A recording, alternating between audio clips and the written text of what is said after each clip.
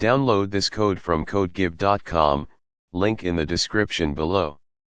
Okay, let's dive into the DNS server not responding error, exploring its causes, troubleshooting steps, and potential solutions, complete with code examples where applicable.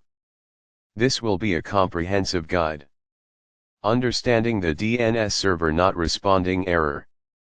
This error indicates that your computer is unable to communicate with the DNS, domain name system, servers.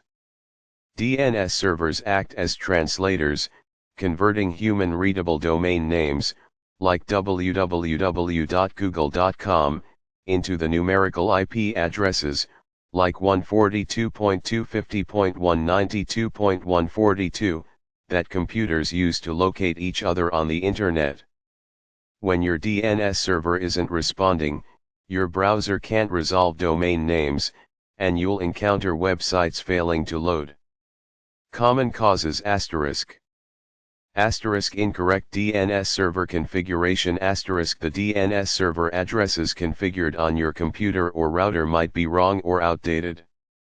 **DNS server outage * the DNS server being used by your ISP, Internet Service Provider, or a public DNS server like Google DNS or Cloudflare DNS might be temporarily down or experiencing issues.